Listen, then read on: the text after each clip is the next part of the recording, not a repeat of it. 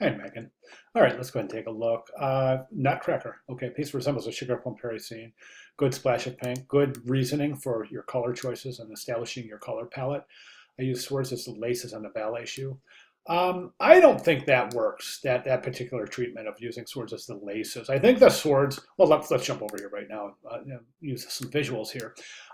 These aren't working as the laces for the ballet shoes. I don't see them as working in that particular regard, but I do think it's interesting to include these crossed swords because it's making this connection between, the Nutcracker, the character before he was human, he had that sword. As a matter of fact, remember the first dance of the Nutcracker in the ballet when he's dancing around with that sword?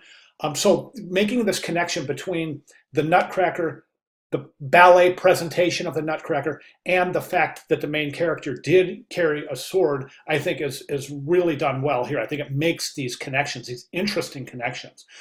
I think that we could push the illustrative technique a little bit. Now, what I would recommend is that we have this is called on point, right? And this is when the the ballerina is dancing on the tip of the shoes. I think it might be more compelling here to have 2 feet down here on point. And I've got some examples for you, but I think that I would separate the cross swords from the illustration of the ballet slippers and the illustration of the ballet dancer on point. Okay. Now, this illustration on point, I think, is interesting, but I do think it can be pushed a little bit. Let me show you an example. So, one of the things I recommend students do is always do visual research, right? So, there's nothing wrong with doing visual research. So going right out here, and I've just got a Google image search for ballet slipper illustration, and we can see a lot of pretty interesting um, illustrations here. And I think the relevance here is that you can use some of these techniques for inspiration. Like this one right here is kind of what I'm talking about um, with the 2 feet instead of just one. I think that is more indicative of an actual dance than just a component of a ballerina. Component meaning the slipper and the foot. You see what I'm saying? So I think by using this in a configuration that points to dance techniques, something like this, I think would be really, really interesting. There's a couple of things I think about this illustration now. There are a couple of things I think that are a little bit pointing towards negative connotation and something that I think might warrant some adjustments. And the one is this ribbon coming off the back of this. Now, this would be considered in the ballet world, and I've got several friends that dance professionally and have danced professionally. When I was in Cleveland, um, I had a lot of friends that danced for Cleveland Ballet, which is defunct now, but nonetheless, one of the things I remember that was always something of concern is loose ribbons, because loose ribbons break ankles. And I remember the dancers were always concerned about the ribbons and make sure they're tight and fastened correctly so one can't come loose and create and cause a trip. So I think right here, this loose uh, ribbon right here is kind of pointing to that, whereas somebody associated or involved or familiar with ballet would look at this and go, "Oh, that's a dangerous situation right there." And as we can see in a lot of the illustrations, the ribbons are tied. Okay, the only time you ever really see the ribbons untied is when the slippers are hanging. And that's another option too. You can create um, the slippers hanging. I think that might be an interesting approach too. So the point I'm trying to make is that I think, in essence, I think that this needs to be pushed to more detailed and more engaging presentation of the ballet slippers. Now the swords themselves, like I could see this configuration right here, something like this, right? Something like that. Or where's that first one that I had? Something like this, right? And then maybe just over here have the 2 crossed swords. So you have the 2 slippers, right? Then you have the 2 crossed swords right here, just right above the typography.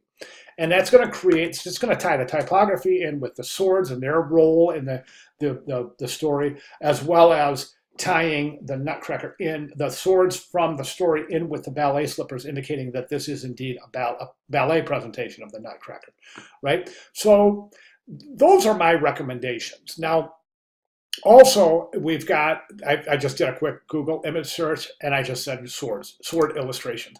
And we got a lot of really interesting sword illustrations that, and again, I'm not saying copy. I'm not saying copy at all. I'm saying use visual research as inspiration. It's something that all designers do. It's something that I do on every project I ever endeavor is do visual research. What are other designers approach on, okay, so if I had a situation where I had to um, design or illustrate some crossed swords, first thing I would do is I would go cross sword illustrations in Google image search. That, not to copy, and I want to make that specifically clear, it's not to copy, it's to get inspiration, to see how other designers are handling this kind of task at hand, right? So, and then finally, one final image search is I went out here and I did this illustrated, I'm sorry, the Nutcracker Ballet illustrated poster, just to get some ideas. And there's a bunch here. I think this one's really cool with how they employed that. You could draw that easily too. That's just shapes. And we learned that in our shapes project, as well as a lot of the resources associated with weeks 1 and 2. That would be easy to draw, right? You know that. That's just shapes.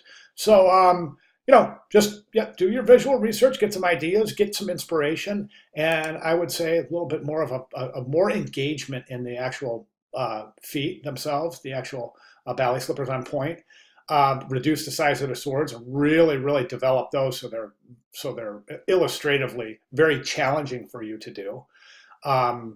Try some advanced techniques there. As far as the typography goes, I think the typography is good. There is a problem with the typography though, and that is this right here. It's the silhouette of the Nutcracker replacing the T. There's nothing wrong with it. I think it's okay, but I would use a solid illustration of the Nutcracker as opposed to this outline. And the reason being is because this is a poster, so presumably it's going to be viewed from a distance, right? At first anyways, until the viewer walks up and their curiosity is piqued to the point where they walk up for a closer look. But reducing this, okay, so if you reduce the size of this a little bit, you'll start to see that this no longer resembles a T. It's just going to start looking like an open space there. So by filling that in as a silhouette of the Nutcracker, and you may have to refine that little illustration, but I think that's going to work more effectively than the outline of the Nutcracker, specifically at a distance where it's going to look like the new cracker, right? And I think to further combat that, I think what I would recommend is taking the right now, which is kind of randomly placed above Nutcracker, and I would move it over right here.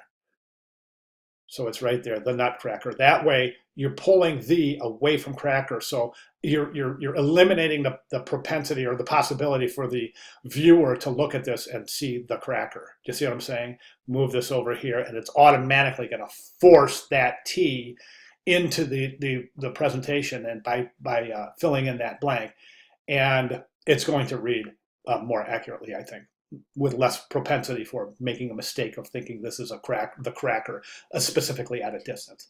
Okay, other than that, I think the typography looks really good. Good job selecting typefaces here. I think the typography is really nice.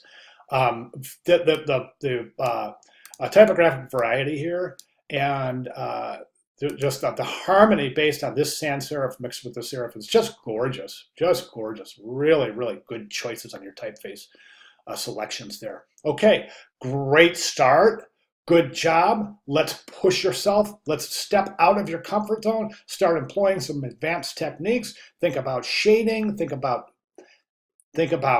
depth, dimension, volume, as opposed to just flat presentation. Okay, and that all has to do with shading techniques. All right, great job, great start. Questions, comments, concerns, please feel free to let me know. Thank you very much.